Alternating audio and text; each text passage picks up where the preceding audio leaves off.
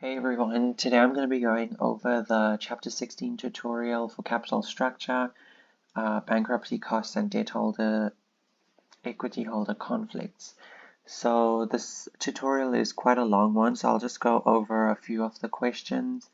As I've said in the past, if you're struggling with understanding the concepts and these questions and how to answer them, uh, you should look over the answer and you can read over it again and again, and as you do so, it should make sense. Also refer to your lecture slides as well, those are quite helpful. So let's get into it. 16.1, a firm has 100 million in cash on hand and a debt obligation of 100 million due in the next period. With this cash, it can take on one of two projects, A or B, which cost 100 million each. Assume that the firm cannot raise any additional outside funds if the economy is favorable.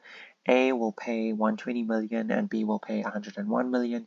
If the economy is unfavorable, A will pay 60 million and B will pay 101 million.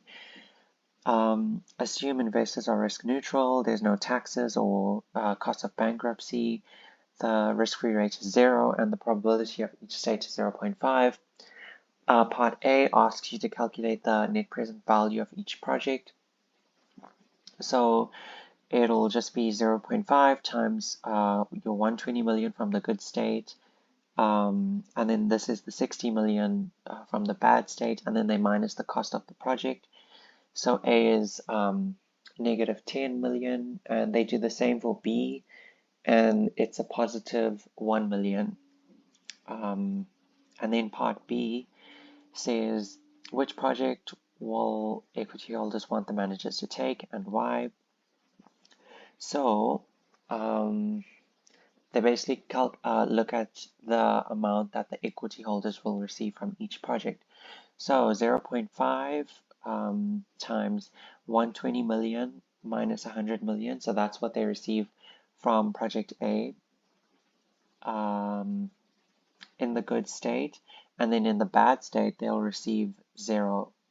So the NPV, sorry, the equity holders receive 10 million if A is selected, and then they do a similar thing for B. So in each state they'll receive their 1 million, and basically, yeah, that's if B is selected. So equity holders prefer a negative NPV project because debt holders bear most of the downside risk, while equity holders receive the upside gains. Thus, the equity holders prefer the more riskier project. So yeah, that's 16.1. Then 16.3, firm has a senior bond obligation of 20 euros due this period and 100 next period. It also has a subordinated loan of 40 euros owed to Jack and Jill and due next period. It has no project to provide cash flows this period. Therefore, if the firm cannot get a loan of 20, it must be liquidated. The firm has a current liquidation value of 120 euros. If the firm doesn't liquidate, it can take one of the two projects with no additional investment. If it takes project A, it will receive cash flows of 135 next period for sure. If the firm takes project B, it will receive cash flows of either 161 or 69 with equal probability. Assume risk neutrality, a zero interest rate, no direct bankruptcy costs, and no taxes. So part A, which has a higher present value, liquidating project A or project B? So they show us how to calculate the present values of each project. So liquidating is just 120. The present value of project A, it'll just be your 135, and the present value of project B, it'll be 0.5 times 161 plus 0.5 times 69, which is 115 So from all three, project A has the highest present value. Then part B, should Jack and Jill agree to lend the firm 20 euros it needs to stay operating if they receive a subordinated bond with a face value of 20.5 euros? Yes, Jack and Jill should agree to pay for the loan of 20 euros. So if they don't make the loan, the firm will be liquidated and they receive nothing. They don't get what was due to them, the 40 euros that was due to them in the next period. So if they make the loan, they will receive 35 euros if the managers choose project A, and they will receive an expected 0.5 times 40 plus 20.5, so they'll receive 30.25 if the managers choose project B. So in either case, their 20 euro investment to save the company from liquidation is a positive NPV investment for them. So this is basically looking at it from Jack and Jill's perspective.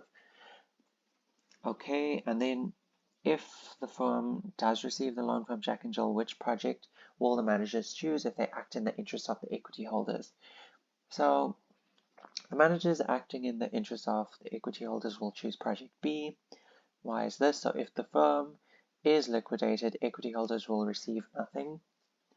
And then if project A is chosen, equity holders also receive nothing because all of the cash flows go towards the debt payments. If B is chosen, equity holders have a 50% chance of receiving, it's basically your 161 minus 100 minus 40 minus 20.5, which is positive.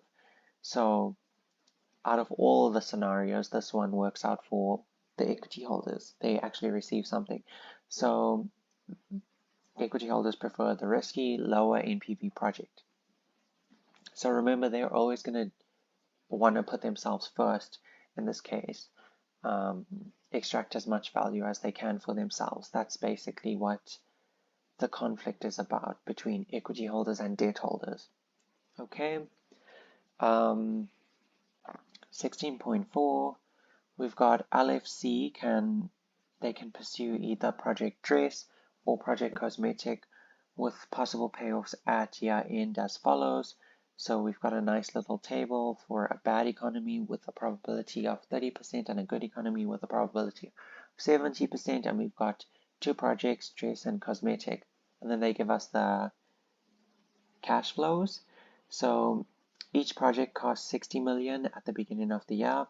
Assume there are no taxes and there are no direct bankruptcy costs. All investors are risk neutral and the risk-free interest rate is 0.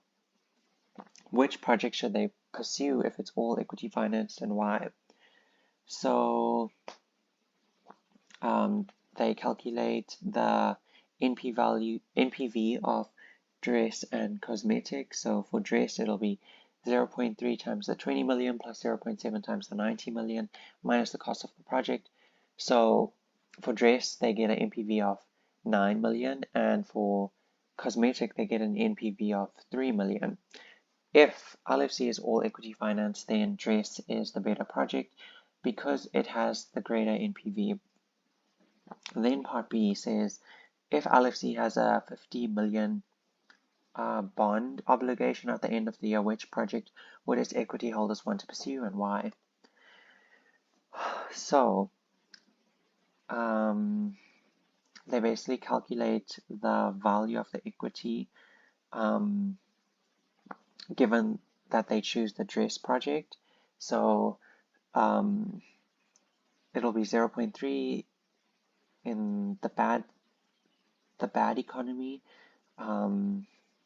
The equity holders will receive 0, and then in the good economy it will be 0.7 times 90 minus 50. That's the 90 minus 50 is what they'll receive. Then they minus the project cost and they add on the 50 million, and that'll basically give you the value of the equity given that they choose the Dress project. So they do the same for the Cosmetic project as well, and they say therefore from the stockholder's perspective, even with the 50 million bond obligation, Project Dress has the higher value. So that's what they would go with. Next, 16.5, we've got Sigma Design, a computer interface startup with no tangible assets, has invested 500,000 in R&D.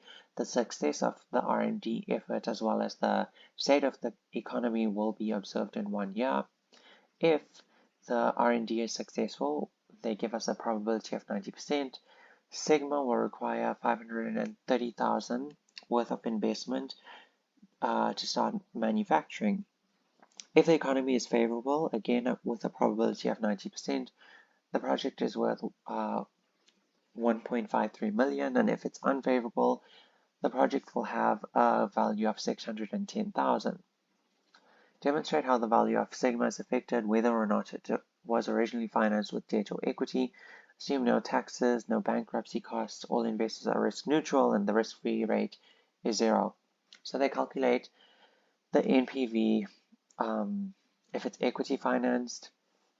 So 0.9 times this 1.5 million plus 0.1 times this 610,000.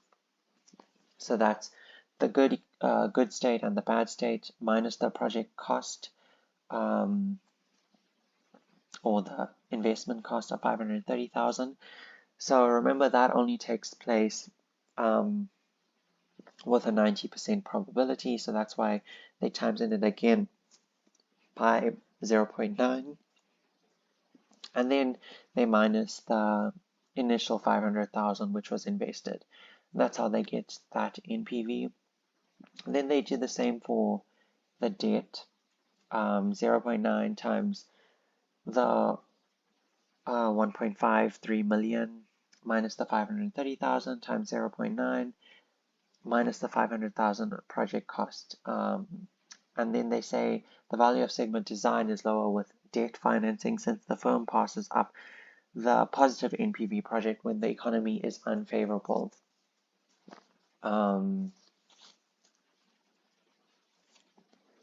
Yeah, so that's that question. But I just wanted to mention that, this was a very simplified example. Obviously, in real life, there are advantages of choosing debt over equity, which I'm sure you will learn about later on in your finance careers. Okay, 16.8, ABC PLC, which currently has no assets, is considering 2 projects that each cost £100. A pays off 120 next year in the good state and 90 in the bad state. B pays off 140 in the good state and 60 in the bad state. If the two are equally likely, there are no taxes or direct bankruptcy costs. The risk-free rate is 0. Investors are all risk neutral. Which project would the equity holders prefer? If the firm is 100% equity financed, which project would equity holders prefer? If the firm has an £85 bond obligation due next year. So if it's all equity financed, you can calculate the NPV of A, and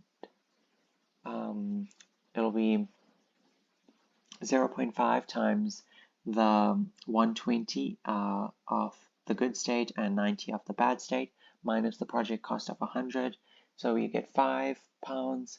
They do the same for B and they get 0. So the equity holders prefer A with a higher expected net present value.